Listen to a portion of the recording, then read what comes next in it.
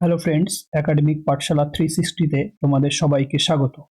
আজ আমরা নিয়ে এসেছি জেনারেল নলেজ সেট 2, যা ওয়েস্ট বেঙ্গলের বিভিন্ন কম্পিটিটিভ এক্সাম এবং রেলওয়ে এক্সামের জন্য অত্যন্ত গুরুত্বপূর্ণ। প্রতিটি প্রশ্ন পরীক্ষার দৃষ্টিকোণ থেকে বাছাই করা হয়েছে, তাই ভিডিওটি শেষ পর্যন্ত দেখো, নিজের স্কোর কমেন্টে জানাও। চলো শুরু করা যাক আজকের জিকে চ্যালেঞ্জ। দেখো ফার্স্ট কোশ্চেন কি বলেছে। 1905 সালের ঢাকা অনুশীলন সমিতি কে প্রতিষ্ঠা করেছিলেন? প্রত্যেকটা প্রশ্ন নিজেরা পজ করো, উত্তর দাও এবং আমার উত্তরের সঙ্গে নিজের প্রশ্ন মিলিয়ে নাও। তাহলে 1905 সালে ঢাকার অনুশীলন সমিতি কে প্রতিষ্ঠা করেছিলেন? পুলিন বিহারী দাস, প্রমথনাথ মিত্র, বারীন্দ্র কুমার ঘোষ না যতীন্দ্রনাথ মুখার্জি? তাহলে উত্তর কে হয়ে যাবে? উত্তর হয়ে যাবে পুলিন বিহারী দাস, মানে অপশন এ হয়ে যাবে উত্তর, পুলিন বিহারী দাস। দেখো নেক্সট কি আছে। দেখো কলকাতায় 1902 সালে প্রথম অনুশীলন সমিতি গঠিত হয় প্রমথনাথ মিত্র এবং সতীশচন্দ্র বসুর উদ্যোগে। ঠিক আছে, প্রথম মনে রাখবে যে 1902 সালে অনুশীলন সমিতি গঠিত হয় প্রমথনাথ মিত্র বা পি মিত্র ও সতীশচন্দ্র বসুর উদ্যোগে। 1905 সালে বঙ্গভঙ্গ, তাহলে বঙ্গভঙ্গ কবে হয়? এইখান থেকে একটা কোশ্চেন বেরিয়ে আসতো। 1905 বঙ্গভঙ্গের পর ঢাকাতে এর একটি অত্যন্ত শক্তিশালী শাখা গড়ে তোলেন পুলিন বিহারী দাস। ঠিক আছে, তাহলে 1905 সালে জিজ্ঞাসা করেছে, তাহলে কি হয়ে যাবে? পুলিন বিহারী দাস হয়ে যাবে। বারীন্দ্র কুমার ঘোষ ও ভূপেন্দ্রনাথ দত্ত বিখ্যাত যুগান্তর পত্রিকার সাথে যুক্ত ছিলেন। ব্যাস, এইখান থেকে একটা কোশ্চেন রেডি হয়ে গেল। নেক্সট দেখো কি আছে। পশ্চিমবঙ্গের পশ্চিমের মালভূমি ও পূর্বের গাঙ্গেয় সমভূমির মধ্যবর্তী অংশ অর্থাৎ অজয় ও দামোদর নদের মধ্যবর্তী অঞ্চলকে কি বলা হয়? এই প্রশ্নটা এসে ডব্লিউবিপিএসসি ক্লার্কশিপ এক্সামে। প্রতিটা প্রশ্ন বাছাই করা এবং গুরুত্বপূর্ণ, তাই প্রত্যেকটা প্রশ্ন নিজেরা উত্তর দেওয়ার চেষ্টা করো এবং আমার উত্তরের সঙ্গে পরে মিলিয়ে নিও। তাহলে তাকে কি বলা হয়? রাঢ় সমভূমি, বারেন্দ্রভূমি না দিয়ারা না তরাই? বলো নিজেরা চেষ্টা করো, কি হয়ে যাবে উত্তর? এটা হয়ে যাবে কি? রাঢ় সমভূমি। কি বলা হয় তাকে?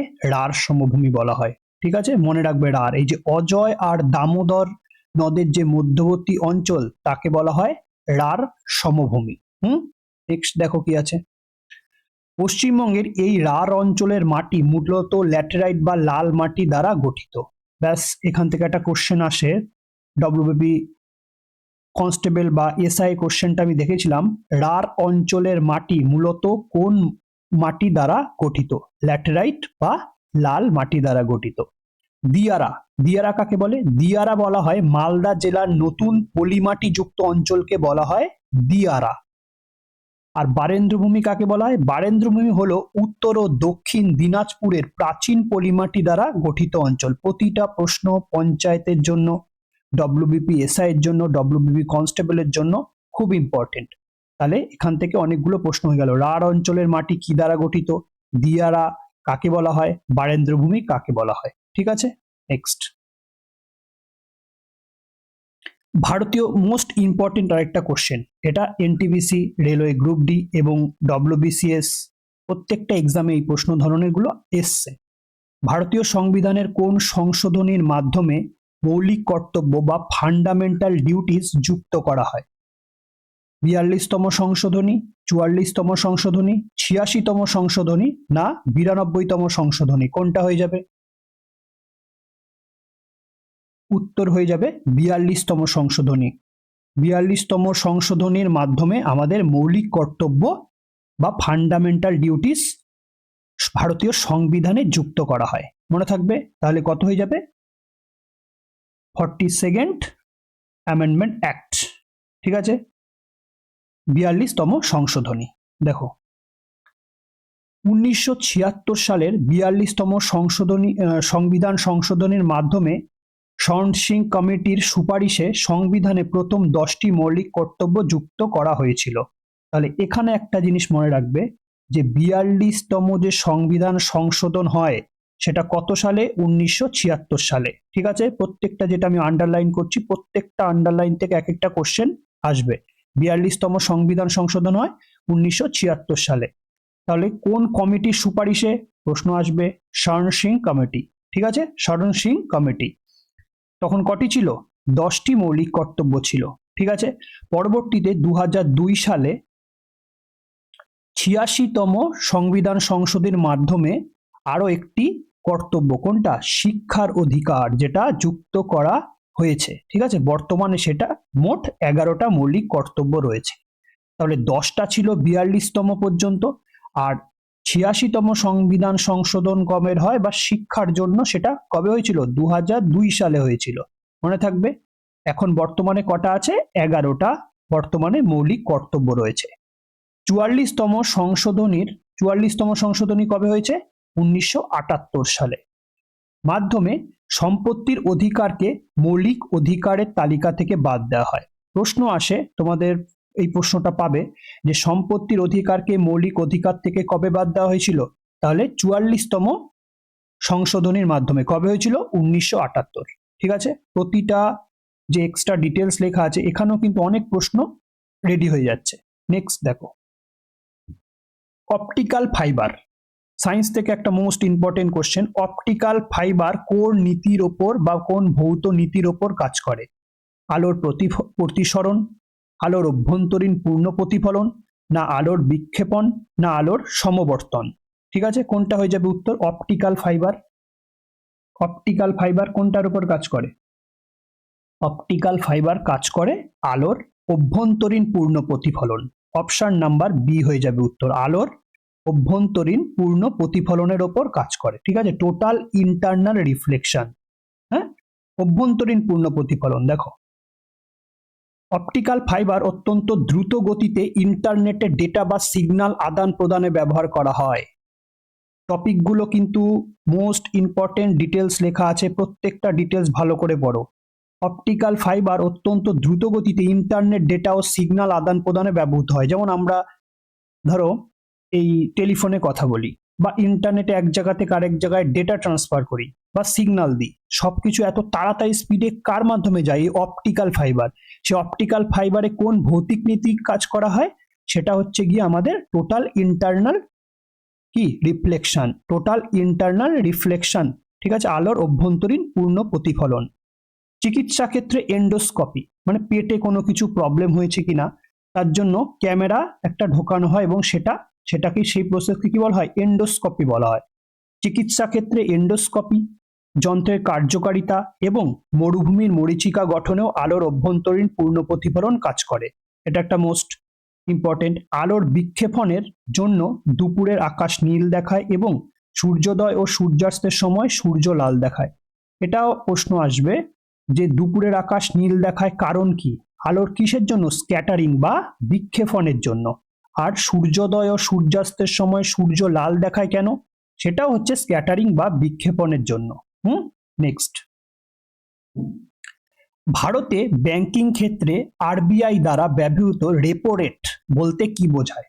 এটা ব্যাংকিং থেকে কোশ্চেন, এই প্রশ্নটা বহুবার বহু পরীক্ষায় এসছে। এইটা দেখো, WBPSC food SI exam 16 March 2024 এসছে, একদম আপডেটেড এক্সাম।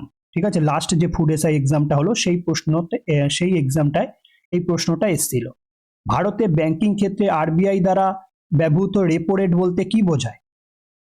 যে হারে বাণিজ্যিক ব্যাংকগুলো আরবিআই কে ঋণ দেয়, যে হারে আরবিআই ঋণ দেয়, মানে বাণিজ্যিক ব্যাংকগুলোকে, নর্মাল যে ব্যাংকগুলো রয়েছে সেই ব্যাংকগুলোকে আরবিআই ঋণ দেয়, তাকে বোঝা হচ্ছে। যে হারে আরবিআই বাণিজ্যিক ব্যাংকগুলিকে স্বল্প মেয়াদী ঋণ দেয়, সেটা বোঝাচ্ছে। গ্রাহকদের দেওয়া ঋণের সর্বনিম্ন হার, তাকে বোঝাচ্ছে। না সরকারের কাছ থেকে আরবিআই এর ঋণ নেওয়ার হার? এটা কোনটা হয়ে যাবে উত্তর বলো? সেটা হয়ে যাবে, দেখো, যে হারে আরবিআই বাণিজ্যিক ব্যাংকগুলোকে স্বল্প মেয়াদী ঋণ দেয়, মানে অপশন নাম্বার বি হয়ে যাবে উত্তর। তাকে কি বলা হয়? Repo rate. মনে থাকবে, রেপো রেট বলা হয় তাকে। যে হারে আরবিআই বাণিজ্যিক ব্যাংকগুলোকে স্বল্প মেয়াদী ঋণ দেয়, মানে অল্প দিনের জন্য, তাকে বলা হয় রেপো রেট। বাণিজ্যিক ব্যাংকগুলোকে স্বল্প মেয়াদী ঋণ দেয়, তাকে বলা হয় রেপো রেট। বাণিজ্যিক ব্যাংকগুলির যখন সাময়িক টাকার প্রয়োজন হয় তখন তারা সেন্ট্রাল ব্যাংক অর্থাৎ আরবিআই এর কাছ থেকে রেপো রেটে ঋণ নেয়। ঠিক আছে, বাণিজ্যিক ব্যাংকগুলো তাদের অতিরিক্ত টাকা আরবিআই এর কাছে জমা রাখলে যে সুদ পায় তাকে রিভার্স রেপো রেট বলা হয়। এটাও একটা কোশ্চেন, রিভার্স রেপো রেট কাকে বলা হয়। ঠিক আছে, রেপো রেট পরিবর্তনের মাধ্যমে আরবিআই দেশের বাজারে মুদ্রাস্ফীতি বা ইনফ্লেশন ও টাকার জোগান নিয়ন্ত্রণ করে। মনে থাকবে, এই স্লাইডটা ভালো করে পড়বে। 6 নম্বর প্রশ্ন বলা আছে, ভারতের প্রাচীনতম জাতীয় উদ্যান ন্যাশনাল পার্ক যেটা কোনটি, যার নাম পরিবর্তন করে সম্প্রতি রামগঙ্গা জাতীয় উদ্যান করা হয়ে গেছে। এটা ঠিক আছে, প্রস্তাব আসেনি, এটা করা হয়ে গেছে। Which is the oldest national park of India, এটাও জিজ্ঞাসা করতে পারে। তাহলে ভারতের প্রাচীনতম জাতীয় উদ্যান বা ন্যাশনাল পার্ক কোনটি, যার নাম পরিবর্তন করে রামগঙ্গা জাতীয় উদ্যান করা হয়েছে। রামগঙ্গা জাতীয় উদ্যান করা হয়েছে, তাহলে কোনটা হয়ে যাবে? জিম করবেট জাতীয় উদ্যান, কাজিরাঙ্গা ন্যাশনাল পার্ক বা জাতীয় উদ্যান, কানহা জাতীয় উদ্যান না গির জাতীয় উদ্যান, কোনটা হয়ে যাবে উত্তর? উত্তর হয়ে যাবে জিম করবেট ন্যাশনাল পার্ক বা জাতীয় উদ্যান। জিম করবেট, ঠিক আছে, জিম করবেট। জিম করবেট মানে অপশন নাম্বার এ হয়ে যাবে উত্তর। জিম করবেট ভারতের প্রাচীনতম জাতীয় উদ্যান। 1936 সালে উত্তরাখণ্ডে এটি প্রথম হেইলি ন্যাশনাল পার্ক নামে প্রতিষ্ঠিত হয়েছিল, যা ভারতের সর্বপ্রথম জাতীয় উদ্যান। মোস্ট ইম্পর্টেন্ট একটা টপিক। 1936 সালে উত্তরাখণ্ডে এটি প্রথম হেইলি ন্যাশনাল পার্ক নামে প্রতিষ্ঠিত হয়েছিল, যা ভারতের সর্বপ্রথম জাতীয় উদ্যান। তাহলে এই জিম করবেট ন্যাশনাল পার্ক কোন রাজ্যে অবস্থিত? উত্তরাখণ্ডে। এটি কত সালে প্রতিষ্ঠিত হয়? 1936 সালে প্রতিষ্ঠিত হয়। এই জিম করবেট ন্যাশনালের আগের নাম কি ছিল? Hayley national park. কাজিরাঙ্গা ভারতের জাতীয় উদ্যান, যেটা আসামে অবস্থিত। কাজিরাঙ্গা ন্যাশনাল পার্ক একশৃঙ্গ গন্ডারের জন্য বিখ্যাত। ঠিক আছে, একশৃঙ্গ গন্ডার সংরক্ষণের জন্য বিশ্বজুড়ে বিখ্যাত। গির, গির কোথায় আছে? এশিয়াটিক লায়নের জন্য বিশাল বিখ্যাত। ঠিক আছে, গুজরাটে রয়েছে গির জাতীয় উদ্যান। গুজরাটে এশিয়াটিক সিংহ সংরক্ষণের জন্য বিখ্যাত। প্রতিটা স্লাইড ভালো করে দেখো, তোমাদের অনেক প্রশ্ন এখান থেকে চলে আসবে। ভারতীয় রেলের বায়ো টয়লেট মানব বর্জ্য পচানোর জন্য কোন ধরনের অণুজীব ব্যবহৃত হয়? আমাদের যে যত ধরো ভারতীয় রেল আছে, যে এক্সপ্রেস আছে ধরো, তারপরে বন্দে ভারত আছে, এই সমস্ত এক্সপ্রেস আর বন্দে ভারতে যে টয়লেটের ব্যবস্থা করা আছে, সেই ওই টয়লেটের যে বায়ো টয়লেট যে ব্যবহার করা হয়, সেখানে বর্জ্য পচানোর জন্য সেটা কোন ধরনের অণুজীব ব্যবহার করা হয়? কোনটা হয়? ছত্রাক না অ্যানারোবিক ব্যাকটেরিয়া না অ্যারোবিক ব্যাকটেরিয়া না ভাইরাস? কোনটা ব্যবহার করা হয়? মানে ওই যে মানে চেম্বারটা রয়েছে বাথরুমের, সেই বাথরুমের চেম্বারে কোন ধরনের অণুজীব মানে কি মেশানো থাকে, তার জন্য এগুলো ওই অণুজীবগুলো পচিয়ে দেয়। কোনগুলো? এই চারটে অপশনের মধ্যে কোনটা মেশানো থাকে বলো? Anaerobic bacteria, option number B, anaerobic bacteria. ঠিক আছে, অ্যানারোবিক ব্যাকটেরিয়া। দেখো, এই বিশেষ ব্যাকটেরিয়ার মিশ্রণ বা এই ইমালশনটি ভারতের এই ব্যাকটেরিয়ার মিশ্রণ, এখানে একটু টাইপিং মিস্টেক হয়ে গেছে। দেখো, এই বিশেষ ব্যাকটেরিয়ার মিশ্রণ মানে ব্যাকটেরিয়ার মিশ্রণটা সেই চেম্বারের মধ্যে আগে থেকেই অ্যাড করা থাকে। ঠিক আছে, এই ব্যাকটেরিয়ার মিশ্রণটা ভারতের প্রতিরক্ষা গবেষণা সংস্থা ডিআরডিও তৈরি করেছে। ঠিক আছে, প্রথম ডিআরডিও তৈরি করেছে। এই ব্যাকটেরিয়াগুলি অক্সিজেনের অনুপস্থিতিতে অ্যানঅ্যারোবিক, এখানটা বলেছে দেখো অ্যানারোবিক বা অ্যানঅ্যারোবিক। অ্যানঅ্যারোবিক মানেই হচ্ছে গিয়ে যেখানে অক্সিজেন নেই। ঠিক আছে, অক্সিজেনের অনুপস্থিতিতে।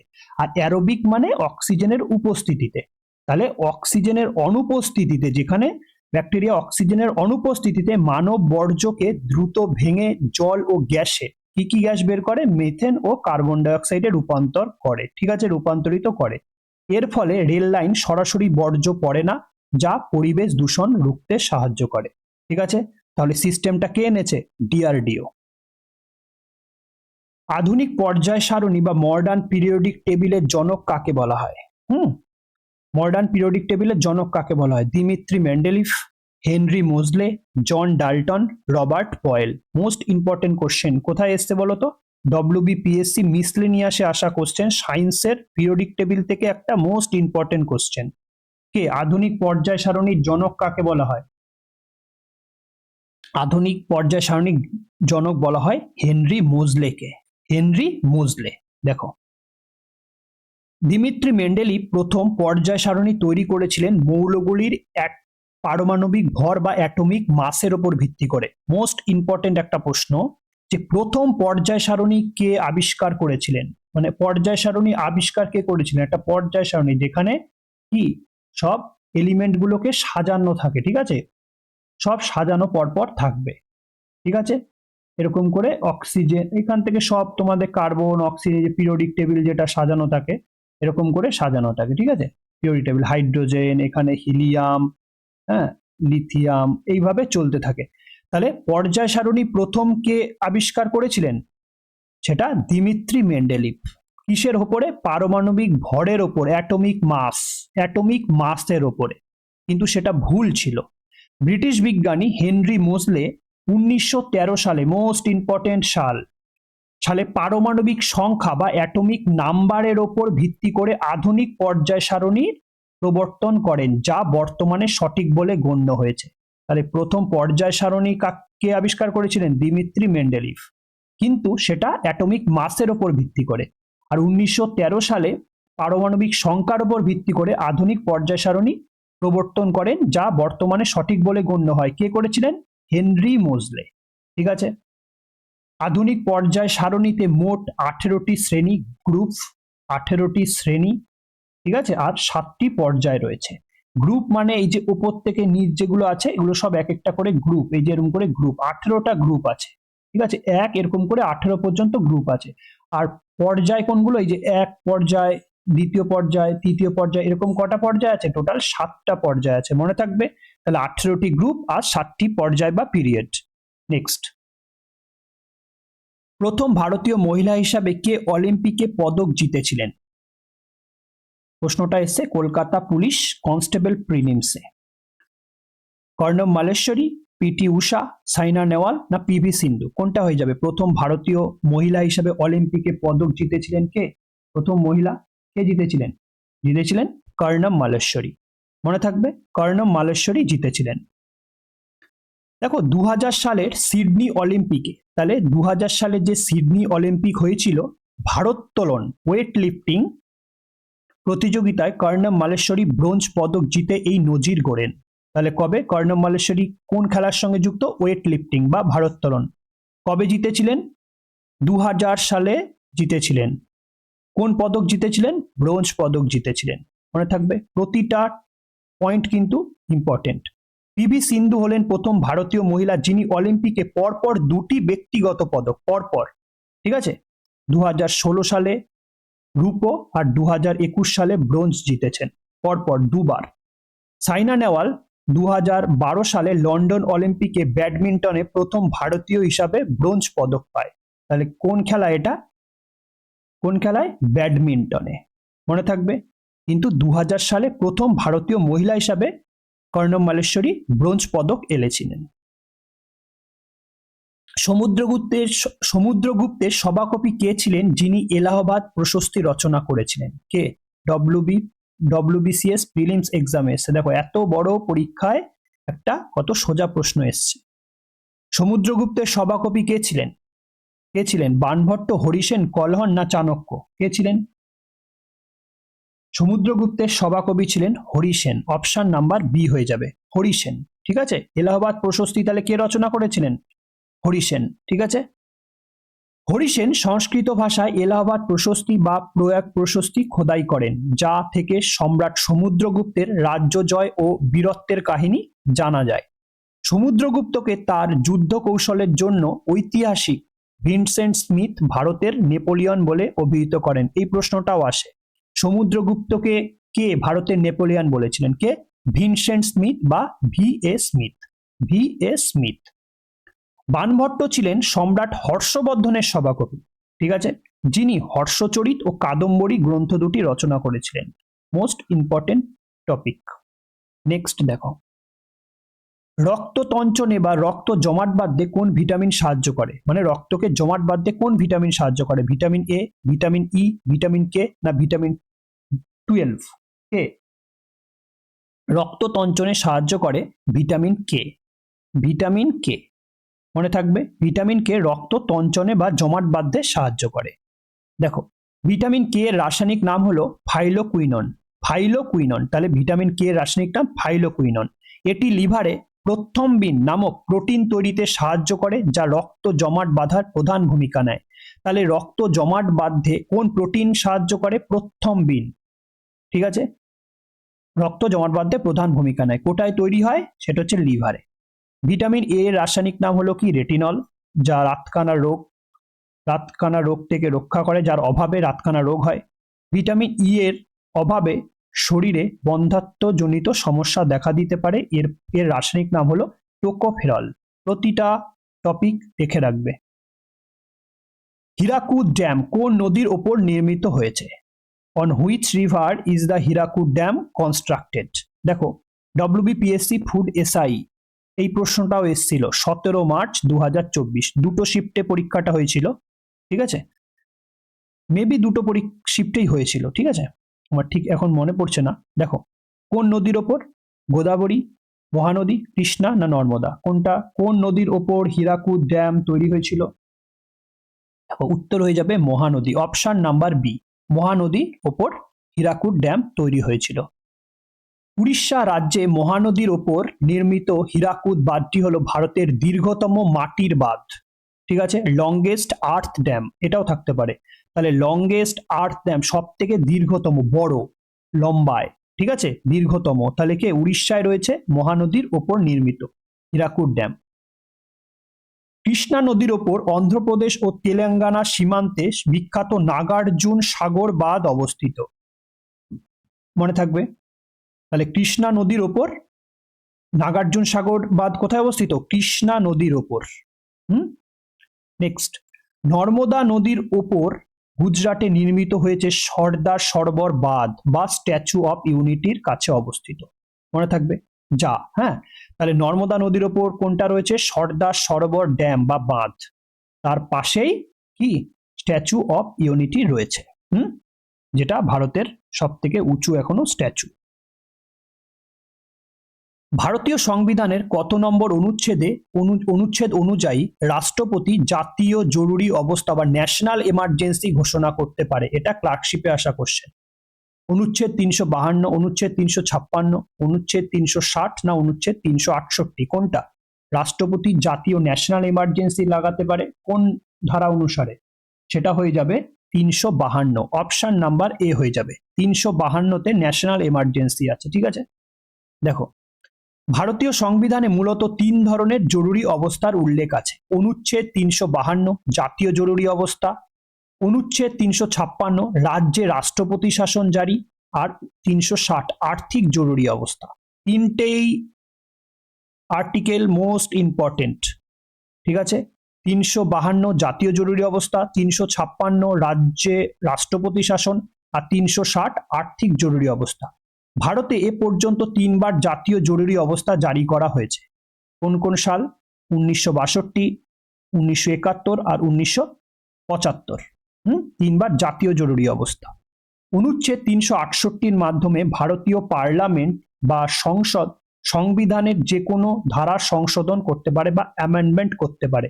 তাহলে এটা প্রশ্ন আসে, দেখবে কোন আর্টিকেলের মাধ্যমে সংবিধান সংশোধন করা যায়। ঠিক আছে, কোন আর্টিকেলের মাধ্যমে? 368তম আর্টিকেলের মাধ্যমে। নেক্সট, কম্পিউটারের স্থায়ী স্মৃতিশক্তি বা স্থায়ী মেমোরিকে কি বলা হয়? স্থায়ী মানে যেটা কম্পিউটার ধরো হট করে কারেন্ট চলে গেল, বন্ধ হয়ে গেল, কিন্তু সেটা উড়ে যাবে না বা ডিলিট হয়ে যাবে না। স্থায়ী স্মৃতিশক্তি কাকে বলা হয়? র্যাম, রম, সিপিইউ না ক্যাচ মেমোরি? কাকে বলা হয়? বলো, চেষ্টা করো। কাকে বলা হয়? বলা হয় রমকে। রম, যেটা কারেন্ট চলে গেলেও কিন্তু ডিলিট হয়ে যায় না। তাহলে অপশন নাম্বার বি হয়ে যাবে উত্তর। দেখো, রম এর পুরো কথাটি হলো রিড অনলি মেমোরি। এটি একটি নন ভোলাটাইল মানে স্থায়ী মেমোরি, মানে ভুলে যায় না, যা কম্পিউটার বন্ধ করলেও ডেটা মুছে ফেলে না। ঠিক আছে, আর র্যাম হচ্ছে র্যান্ডম অ্যাক্সেস মেমোরি, হলো এটি একটি অস্থায়ী বা ভোলাটাইল মেমোরি। বিদ্যুৎ সংযোগ বিচ্ছিন্ন হলে এর ডেটা মুছে যায়। সিপিইউ সেন্ট্রাল প্রসেসিং ইউনিটকে কম্পিউটারের মস্তিষ্ক বলা হয়। যা যা মোস্ট ইম্পর্টেন্ট টপিক আছে আমি স্লাইডগুলোতে আনার চেষ্টা করেছি কোশ্চেন রিলেটেড। অবশ্যই সেশনটা লাইক করো, সাবস্ক্রাইব করো চ্যানেলটিকে এবং শেয়ার করো বন্ধুদের সাথে, এবং নিজেরা কটা প্রশ্নের উত্তর দিতে পারলে সেটা অবশ্যই কমেন্ট বক্সে জানাও। ইউরোপীয় ইউনিয়নের সাধারণ মুদ্রা ইউরো গ্রহণকারী 20তম দেশ কোনটি? দেখো 20তম দেশের কথা জানতে চেয়েছে, ঠিক আছে? 20তম দেশ কোনটি? ক্রোয়েশিয়া, বুলগেরিয়া, না রোমানিয়া, না সার্বিয়া? কোনটা হয়ে যাবে উত্তর বলো, নিজেরা চেষ্টা করো। হয়ে যাবে ক্রোয়েশিয়া। কি হয়ে যাবে? Option A, Croatia. তাহলে ইউরো গ্রহণকারী মানে তাদের মুদ্রা চেঞ্জ করেছে, ঠিক আছে? তাহলে ক্রোয়েশিয়া। দেখো ক্রোয়েশিয়া 2023 সালের 1 জানুয়ারি থেকে তাদের পূর্বতন মুদ্রা কুনা, তাহলে যদি জিজ্ঞাসা করা হয় যে ক্রোয়েশিয়ার আগের মুদ্রার নাম কি, কুনা, বাতিল করে অফিসিয়াল ইউরো জোনে প্রবেশ করেছে। এখন তারা ইউরো ইউজ করে। একই দিনে ক্রোয়েশিয়া ইউরোপের পাসপোর্টহীন যাতায়াতের অঞ্চল সেঙ্গেন জোন এরও সদস্যপদ লাভ করেছে, ঠিক আছে? ক্রোয়েশিয়ার রাজধানীর নাম জাগ্রেব। এটাও কিন্তু পরীক্ষায় আসে। কোন মুঘল সম্রাট জিজিয়া কর পুনরায় প্রবর্তন করেছিলেন? মোস্ট ইম্পর্টেন্ট কোশ্চেন, হিস্ট্রি থেকে এই প্রশ্নটা বহু পরীক্ষায় এসে, জিজিয়া ট্যাক্স বা জিজিয়া কর। তাহলে কে, কোন মুঘল সম্রাট জিজিয়া কর পুনরায় প্রবর্তন করেছিলেন? আকবর, জাহাঙ্গীর, ঔরঙ্গজেব, না শাহজাহান? কে বলো, চেষ্টা করো চেষ্টা করো। তাহলে কে পুনরায় প্রবর্তন কে করেছিলেন? ঔরঙ্গজেব প্রবর্তন করেছিলেন, ঠিক আছে? পুনরায় প্রবর্তন করেছিলেন। অমুসলিম প্রজাদের ওপর ধার্য এই বিশেষ ধর্মীয় করটি বা জিজিয়া 1564 সালে সম্রাট আকবর বিলুপ্তি করেছিলেন। এই করটা বিলুপ্তি করে দিয়েছিলেন আকবর, খুব একটা ভালো কাজ করেছিলেন। কিন্তু 1679 সালে কট্টরপন্থী মুঘল সম্রাট, মানে একটা শয়তান টাইপের মুঘল সম্রাট ঔরঙ্গজেব হিন্দুদের ওপর এটি পুনরায় চাপিয়ে দেন। সম্রাট ঔরঙ্গজেবকে তার কঠোর ও সাধারণ জীবনযাপনের জন্য জিন্দা পীর বলা হতো। তাহলে এইটাও প্রশ্ন আসে, বা লিভিং সেন্ট বা জিন্দা পীর কাকে বলা হয়? ঔরঙ্গজেবকে। নেক্সট, ভারতের বৃহত্তম মিষ্টি জলের হ্রদ বা লার্জেস্ট ফ্রেশ ওয়াটার লেক কোনটি? Which is the largest fresh water lake in India? কোনটা? চিল্কা হ্রদ, উলার হ্রদ, লোকটাক হ্রদ, না সম্বর হ্রদ, না বা লেক? কোনটা ভারতের বৃহত্তম মিষ্টি জলের হ্রদ? কোনটা হয়ে যাবে বলো? ভারতের বৃহত্তম মিষ্টি জলের হ্রদ হয়ে যাবে উলার লেক বা উলার হ্রদ। অপশন নাম্বার বি হয়ে যাবে উত্তর। দেখো উলার হ্রদটি জম্মু ও কাশ্মীর অবস্থিত। এখান থেকে একটা প্রশ্ন বেরিয়ে গেল, প্রশ্ন এটা আসে, উলার হ্রদটি কোন রাজ্যে অবস্থিত? এটি ভূ আলোড়ন ও টেকটনিক কার্যকলাপের সৃষ্ট ভারতের বৃহত্তম মিষ্টি জলের হ্রদ। উড়িষ্যার চিল্কা হ্রদ হলো ভারতের বৃহত্তম লবণাক্ত জলের হ্রদ এবং এশিয়ার বৃহত্তম লেগুন। মনে থাকবে, চিল্কা কোথায় আছে? হ্রদ উড়িষ্যায়, এবং সেটি সব থেকে লবণাক্ত জল ও এশিয়ার বৃহত্তম লেগুন, ঠিক আছে? মণিপুরের লোকটাক হ্রদে বিশ্বের একমাত্র ভাসমান জাতীয় উদ্যান কেইবুল লামজাও অবস্থিত। মনে থাকবে, মোস্ট ইম্পর্টেন্ট একটা কোশ্চেন, যে লোকটাক, প্রথম কথা লোকটাক হ্রদ কোন রাজ্যে আছে? মণিপুরে, ঠিক আছে? ভারতের একমাত্র ভাসমান জাতীয় উদ্যান কোনটা? কেইবুল লামজাও, ঠিক আছে? যদি বলে কেইবুল লামজাও কোন লেকে অবস্থিত, সেটা হচ্ছে লোকটাক লেকে অবস্থিত। দেখো প্রত্যেকটা পয়েন্ট থেকে এক একটা প্রশ্ন তৈরি হয়ে যাচ্ছে। নেক্সট, পিঁপড়ের হুলে কোন অ্যাসিড অবস্থিত? এটা ডব্লিউবি পুলিশে এসআই এসছে, ঠিক আছে? খুব সহজ একটা প্রশ্ন। টার্টারিক অ্যাসিড, না ফর্মিক অ্যাসিড বা মিথানোইক অ্যাসিড, সাইট্রিক অ্যাসিড, না অক্সালিক অ্যাসিড? কোনটা হয়ে যাবে? পিঁপড়ের হুলে কোন অ্যাসিড থাকে? ফর্মিক অ্যাসিড থাকে। ফর্মিক অ্যাসিডের আরেকটা কি নাম আছে? Methanoic acid. নেক্সট, পিঁপড়ের বা মৌমাছি কামড়ালে ফর্মিক অ্যাসিড সংকেত কি আছে? HCOOH, ঠিক আছে? মনে থাকবে HCOOH মিশ্রিত হওয়ার কারণে আমাদের ত্বকে তীব্র জ্বালা অনুভূতি তৈরি হয়। পাতিলেবু ও কমলা লেবুর মতো সাইট্রাস মানে টক জাতীয় ফলে প্রচুর পরিমাণে সাইট্রিক অ্যাসিড থাকে। তেঁতুলে থাকে টার্টারিক অ্যাসিড ও টমেটোতে থাকে অক্সালিক অ্যাসিড, ঠিক আছে? নেক্সট, ভারতের অর্থ কমিশন বা ফাইন্যান্স কমিশন কত নম্বর অনুচ্ছেদ অনুযায়ী এবং কার দ্বারা গঠিত হয়? মানে প্রশ্ন এখানে বলছে ভারতের অর্থ কমিশন কোন অনুচ্ছেদ এবং কার দ্বারা গঠিত হয়? কার দ্বারা? অনুচ্ছেদ 280 প্রধানমন্ত্রী দ্বারা, অনুচ্ছেদ 280 রাষ্ট্রপতি দ্বারা, না অনুচ্ছেদ 324 রাষ্ট্রপতি দ্বারা, না অনুচ্ছেদ 110 লোকসভা স্পিকার দ্বারা? কোনটা হয়ে যাবে উত্তর বলো? হয়ে যাবে অপশন নাম্বার বি, অনুচ্ছেদ 280 রাষ্ট্রপতি দ্বারা। তোমাদের এটাও প্রশ্ন আসতে পারে যে ফাইন্যান্স কমিশন কোন ধারায় আছে? ঠিক আছে, অনুচ্ছেদ 280 ধারা। ঠিক আছে, নেক্সট। প্রতি 5 বছর অন্তর ভারতের রাষ্ট্রপতি সংবিধানের 280 অনুচ্ছেদ মেনে অর্থ কমিশন গঠন করেন, যা কেন্দ্র ও রাজ্যের মধ্যে রাজস্বের বন্টন নির্ধারণ করে। ঠিক আছে, তাহলে 280। অনুচ্ছেদ 324 দ্বারা ভারতে অবাধ ও নিরপেক্ষ নির্বাচন প্রদানের জন্য নির্বাচন কমিশন বা ইলেকশন কমিশন গঠিত হয়। প্রশ্ন আসে ইলেকশন কমিশন কোন ধারায় আছে? ইলেকশন কমিশন 324 নম্বর ধারায় আছে। আর মানি বিল অনুচ্ছেদ 110 এর অর্থ বিল বা মানি বিলের সংখ্যা দেওয়া হয়েছে। প্রশ্ন আসতে পারে মানি বিল বা অর্থ বিল কোন ধারায় বলা আছে? কত? 110A। ঠিক আছে। প্রতি বছর কোন দিনটি ভারতের জাতীয় বিজ্ঞান দিবস বা ন্যাশনাল সায়েন্স ডে হিসেবে পালিত হয়? 28শে জানুয়ারি, 28শে ফেব্রুয়ারি, 5ই জুন, না 29 আগস্ট? কোনটা হয়ে যাবে? হয়ে যাবে অপশন বি। ঠিক আছে, 28 ফেব্রুয়ারি। 28 ফেব্রুয়ারি তারিখে আমাদের ন্যাশনাল সায়েন্স ডে পালন করা হয়। দেখো,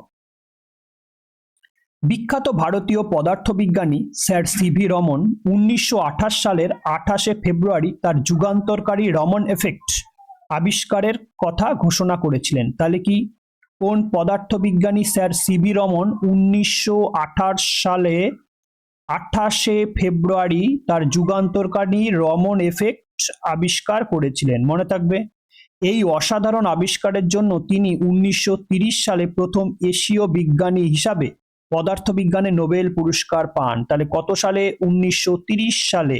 কে পান? কে পান? সিভি রমন। কি জন্য? রমন এফেক্টের জন্য।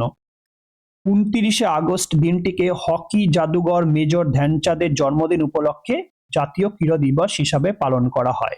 ঠিক আছে, নেক্সট।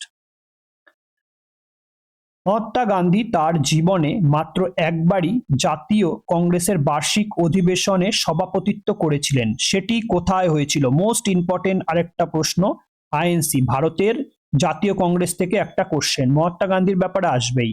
ডব্লিউবিসিএস প্রিলিমস এক্সামে এসেছিল প্রশ্নটা। ঠিক আছে, হরিপুরা, বেলগাঁও, কানপুর, না কলকাতা? কোনটা বলো, চেষ্টা করো। মহাত্মা গান্ধী কোন কংগ্রেসের জাতীয় অধিবেশনে অংশগ্রহণ করেছিলেন বা প্রেসিডেন্ট হয়েছিলেন? এটা হচ্ছে গিয়ে অপশন বি হয়ে যাবে উত্তর, বেলগাঁও। ঠিক আছে, মনে থাকবে, বেলগাঁও অধিবেশনে মহাত্মা গান্ধী তার সভাপতিত্ব করেছিলেন। 1924 সালে কর্ণাটকের বেলগাঁও শহরে অনুষ্ঠিত 39তম বার্ষিক অধিবেশনে গান্ধীজি প্রথম ও শেষবারের মতো কংগ্রেসের সভাপতি পদ অলংকৃত করেন। তাহলে কোন সালে? 1924 সালে 39তম বার্ষিক সম্মেলনে। ঠিক আছে, 1938 সালে হরিপুরা অধিবেশনে নেতাজি সুভাষচন্দ্র বসু কংগ্রেসের সভাপতি নির্বাচিত হয়েছিলেন। তাহলে 1938 সালে কে সুভাষচন্দ্র ছিল? কোন? হরিপুরা অধিবেশনে। 1925 সালের কানপুর অধিবেশনে সরোজিনী নাইডু প্রথম ভারতীয় মহিলা হিসাবে কংগ্রেসের সভাপতিত্ব গ্রহণ করেন। মোস্ট ইম্পর্টেন্ট আরেকটা, প্রথম ভারতীয় মহিলা। তাছাড়া তো 1917 সালে কে করেছিলেন? 1917 সালে সরোজিনী নাইডু প্রথম মহিলা হিসাবে। আর 1925 সালে কে? ভারতীয় মহিলা, প্রথম ভারতীয় মহিলা। ঠিক আছে, নেক্সট দেখো, ম্যালেরিয়া রোগ সৃষ্টিকারী জীবাণু প্লাজমোডিয়াম ভাইভ্যাক্স আসলে কি ধরনের অণুজীব? মানে প্লাজমোডিয়াম ভাইভ্যাক্স আসলে কোন ধরনের অণুজীব? আরআরবি গ্রুপ ডি রেলওয়ে আসা কোশ্চেন। ঠিক আছে, একটা কি ব্যাকটেরিয়া, প্রোটোজোয়া, ছত্রাক, ভাইরাস? কোনটা হয়ে যাবে? Plasmodium vivax. প্লাজমোডিয়াম ভাইভ্যাক্স একটা কি বলো? নেক্সট নিজেরা চেষ্টা করো, চালাও। নেক্সট করো, দেখো কি আছে। প্লাজমোডিয়াম ভাইভ্যাক্স একটা হচ্ছে প্রোটোজোয়া। কি? প্লাজমোডিয়াম ভাইভ্যাক্স হচ্ছে গিয়ে একটা প্রোটোজোয়া বা আদ্য প্রাণী। মনে থাকবে, যেটা কি করছে? ম্যালেরিয়া রোগ তৈরি করে দিচ্ছে। নেক্সট, ম্যালেরিয়া একটি প্রোটোজোয়া গঠিত রক্ত রোগ, যা মূলত স্ত্রী অ্যানোফিলিস মশার কামড়ের মাধ্যমে সুস্থ মানুষের শরীরে সংক্রামিত হয়। ব্রিটিশ ডাক্তার স্যার রোনাল্ড রস কলকাতায় বসে ম্যালেরিয়ার এই জীবনচক্র আবিষ্কার করেন 1902 সালে। এটা করে 1902 সালে চিকিৎসা শাস্ত্রে নোবেল পেয়েছিলেন প্রথম রোনাল্ড রস। ঠিক আছে, কি জন্য? ম্যালেরিয়া রোগটার ব্যাপারে তিনি আবিষ্কার করেছিলেন। ম্যালেরিয়া প্রতিরোধী ওষুধ কুইনাইন তৈরি হয় সিংকোনা গাছের ছাল থেকে। এগুলো আগে প্রশ্ন, এই ধরনের প্রশ্ন অনেক আসতো, এখনো আসার সম্ভাবনা প্রবল। নেক্সট, এই প্রশ্নটা পঞ্চায়েত এবং ফুড এসআই বলো, ক্লার্কশিপ বলো, বহু পরীক্ষায় এসছে। এইটা এসছে কি কনস্টেবল প্রিলিমসে এসছে। ঠিক আছে, পশ্চিমবঙ্গের রাজ্য প্রাণী বা স্টেট অ্যানিমেল কোনটি? মেছো বেড়াল, রয়্যাল বেঙ্গল টাইগার, না একশৃঙ্গ গন্ডার, না হাতি? কোনটা হয়ে যাবে বলো? এটা ইন্টারেস্টিং কোশ্চেন। পশ্চিমবঙ্গের জাতীয় প্রাণী কোনটা? জাতীয় প্রাণী হচ্ছে গিয়ে মেছো বেড়াল বা ফিশিং ক্যাট। দেখো, মেছো বেড়াল বা ফিশিং ক্যাট হলো পশ্চিমবঙ্গের অফিসিয়াল রাজ্য প্রাণী। পশ্চিমবঙ্গের রাজ্য পাখি হলো শ্বেতকণ্ঠ মাছরাঙা বা হোয়াইট থ্রোটেড কিংফিশার। আর পশ্চিমবঙ্গের জাতীয় ফুল হলো শিউলি, আর রাজ্য গাছ হলো ছাতিম। সবকটা হয়ে গেল।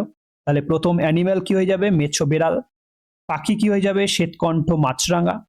জাতীয় ফুল হয়ে যাবে শিউলি, আর জাতীয় গাছ হয়ে যাবে ছাতিম গাছ। ওজোন স্তরের ঘনত্ব বা পুরু পরিমাপ করার একককে কি বলা হয়? মোস্ট ইম্পর্টেন্ট, বহু পরীক্ষায় এসে আরআরবি, এনটিপিসি, সিবিটি 1 এর কোশ্চেন। ওজোন স্তরের ঘনত্ব মাপা হয় কিসের সাহায্যে? কোন এককের সাহায্যে? ডেসিবেল, ডাবসন, পাস্কাল, না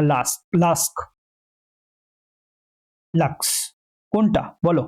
তাহলে অপশন বি হয়ে যাবে উত্তর, ডাবসন হয়ে যাবে উত্তর। ঠিক আছে, ওজোন স্তরের ঘনত্ব বা পুরু মাপা হয় ডাবসন এককে।